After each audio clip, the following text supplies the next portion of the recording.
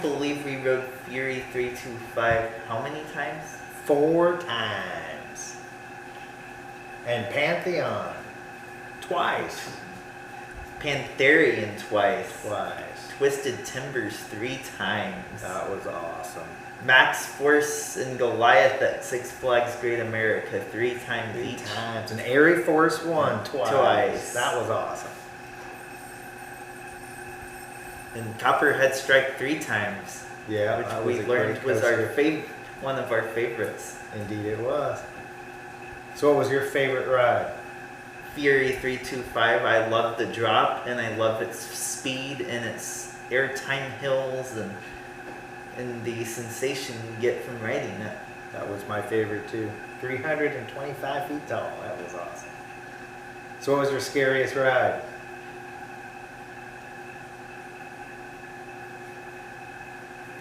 It could be either Daredevil Dive with like the lift, going up the lift, and the swing, and the noise of the chain lift, and the scariness of that. Or it could be Max Force with its launch. That was pretty intense. My scariest... Or the drop tower. My scariest was the swings that are 200 feet tall when the windstorm kicked up and made the seats in front of us come back and hit us in the legs. That was kind of scary. That was kind of a scary ride. And then running across the parking lot at King's Dominion. Being all soaked. Storm came in and made the parking lot into a river. That was the scariest moment of that whole trip. Just kept waiting for the lightning strike to hit us. And the anxiety that we were going to miss going to Busch Gardens because of the rain. Yeah. Thankfully, we were able to go and had 3 hours enjoying rides. Until they kicked us off the ride as we got Tempesto. on. Yeah, we got on the ride and they shut the park down. Yeah. Made us get off the ride, which was a good thing. Yes. Because we would have been soaked and hit by rain coming down hard while we're going 70 miles an hour. Yes. Hi everyone, this is Hayden Lee Poor, and I'm going to talk about the trip my dad and I just took last month to ride roller coasters in the Southeast and Midwest at 5 different amusement parks, plus a family fun center. Our first stop was to head to Fun Spot Atlanta to ride Airy Force 1, an amazing iBox roller coaster by Rocky Mountain Construction, which opened in 2023 in honor of Fun Spot's founder, John Airy Sr. It has an amazing 146-foot drop with an 83-degree angle and the largest zero-G stall in America. The park is planning to close, sadly, but hopefully they can relocate Airy Force 1 to another park. Number 2. Six Flags Over Georgia in Austell, Georgia.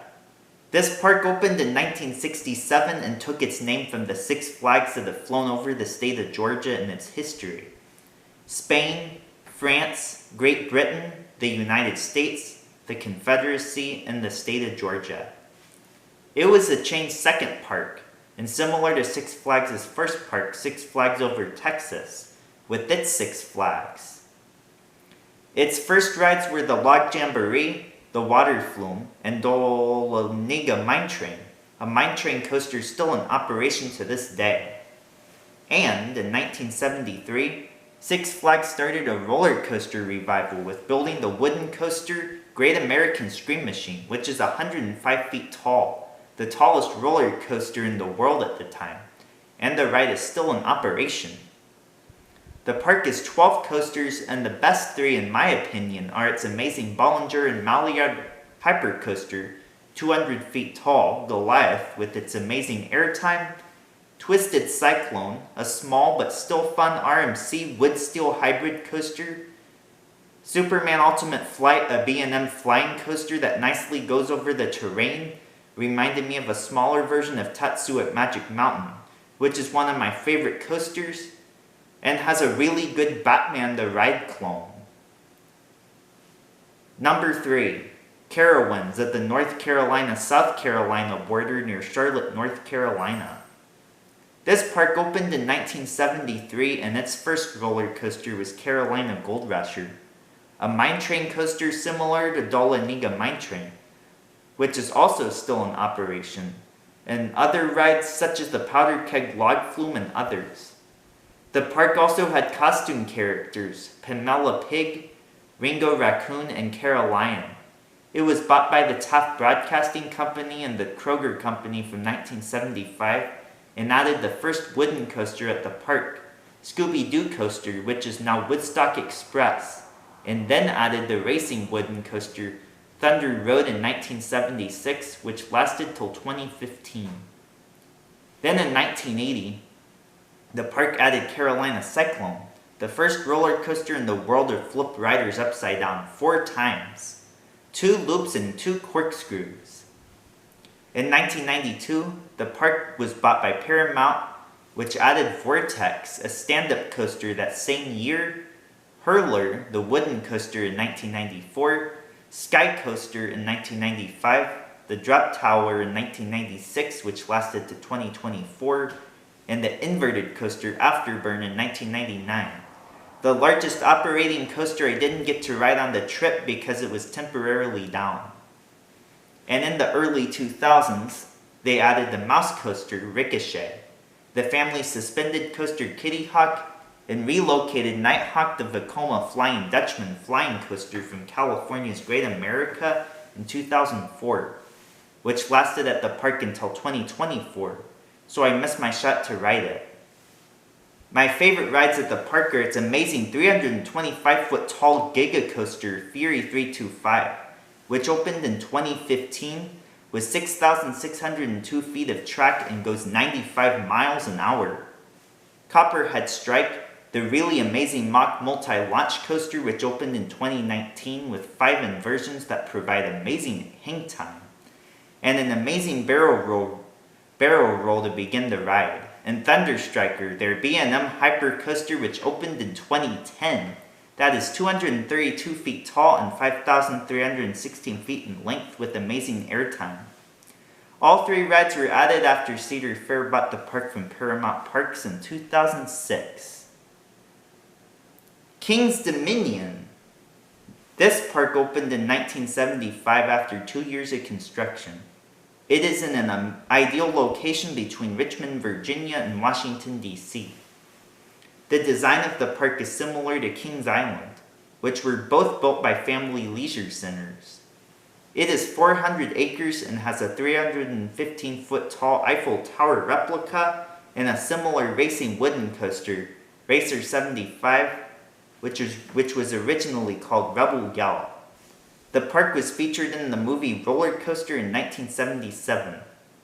It was then bought by Taft Broadcasting Company in 1980, who brought us the wooden coaster Grizzly in 1982, then bought by King's Entertainment Company in 1984, which brought us Reptilian in 1988, a really fun bobsled coaster and one of the only ones remaining in the US and the only mock bobsled roller coaster in the US. And then brought us Anaconda in 1991, which was an aero looping coaster with 4 inversions and the first coaster with an underwater tunnel which lasted from 1991 to 2024. Then the park was sold to Paramount in 1992, which brought us Flight of Fear, an indoor Premier Rides launch coaster in 1996 and is still operating, Volcano the Blast, an Intamin inverted launch coaster from 1998 to 2018, and Hypersonic XLC, an SNS launch coaster that went from 0 to 80 miles per hour in 1.8 seconds from 2001 to 2007, who then sold it to Cedar Fair in 2006. Cedar Fair has brought the park Dominator, the floorless coaster relocated from the closed park Geauga Lake in Ohio in 2008, Pantherian, formerly Intimidator 305, which was named after the great NASCAR driver Dale Earnhardt in 2010, a 305-foot tall Intamin Giga coaster with insane helixes and amazing sharp turns, one of the most intense coasters in the US and possibly the world. and is in a tie as one of my favorite coasters at the park against the next coaster, Twisted Timbers, an amazing wood-steel conversion of the wooden coaster Hurler that RMC made in 2018. The first drop with its twist into the bottom and its dips and airtime hills similar to country roads make it a very unique RMC and one of my favorites in general. They have also added Raptera, a new B&M launched wing coaster which just opened in 2025, last year, where Volcano the Blast once stood, which I love with its launch and its fun inversions flying in the air. One of the most interesting experiences at the park was when we started leaving. It was humid and hot, but then turned into thunderstorm sightings and wind, which then turned into a deluge, heading back to the car getting soaking wet. Busch Gardens, Williamsburg. This park opened in 1975, the same year King's Dominion opened. It has a European theme with 10 separate areas: Banbury Cross, Heather Downs, Killarney, San Marco, Festa Italia, Rhinefield, Oktoberfest, Aquitaine, New France, and the Sesame Street Forest of Fun. It is next to an Anheuser-Busch brewery. Loch Ness Monster opened in 1978, the first and the last remaining coaster with interlocking loops. This park has several amazing roller coasters. Pantheon, which opened in 2022, and is an amazing multi-launch coaster with the fun spikes similar, but smaller than Top Thrill 2, and a top hat and some fun inversions including a zero-G stall, and the ride is my absolute favorite at the park. Alpengeist, a B&M inverted coaster which opened in 1997, has many inversions and a fun ski resort chalet theme in the Alps, which makes it a favorite at the park. Verbolten, the really fun family multi-launch coaster which opened in 2012 and was rethemed this year, making the ride really amazing to ride with its theming and the track shooting down as you ride inside to launch you out of the building. Griffin, their dive coaster, which opened in 2007, where you get amazing views of the forest, the river, and of all things, the Anheuser-Busch brewery. And their B&M hypercoaster, Apollo's Chariot, which is set in a beautiful forest area with many airtime hills, making the ride very exciting. And similar to King's Dominion, and after we left, the park closed after 3 hours when the heavy rains kicked in. But we were more prepared, ducking under roof awnings until the heavy rains passed and ran into the car. Number 6. We had a stopover in Chicago to visit Six Flags Great America to ride their mini roller coasters. It opened in 1976 during the 200th anniversary of the USA, with 6 areas: Carousel Plaza, Hometown Square, Orleans Place, Yankee Harbor, Yukon Territory, and County Fair. Interesting sequence of events since this month we are at the 250th anniversary of the USA and the 50th anniversary of the amusement park. The park was built by Marriott, who also built the Marriott's Great America, now California's Great America, in Santa Clara, California, near where I live in Northern California. The park opened with the turn of the century roller coaster, which was rethemed to Demon in 1979 as it has been since, and Whizzer still in operation and other rides. Then in 1981, they added their racing wooden roller coaster, American Eagle, which was the world's tallest, fastest, and second longest wooden roller coaster at 127 feet tall, 66 miles per hour, and 4,650 feet in length, behind the Beast at Kings Island, which is 7,361 feet long. The park was bought by Six Flags in 1984, which they still operate to this day. My favorite rides at the park today are Goliath, their RMC wood steel hybrid coaster with really fun inversions and a zero-G stall, similar to Air Force One. Max Force, their amazing S&S air launch coaster which goes from 0 to 78 miles per hour in 1.8 seconds. The fastest launch acceleration on a coaster today.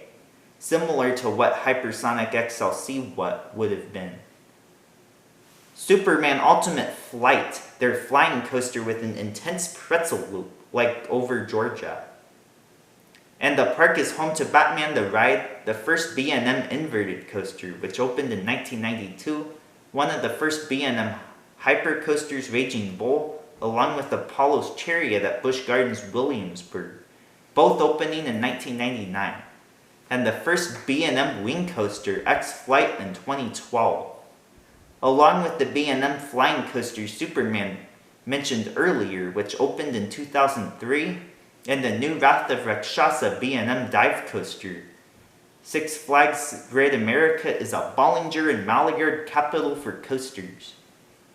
I hope you enjoyed learning about all the coasters we experienced on the trip, and I hope it inspires you to visit many different fun coasters. Thank you for watching my video.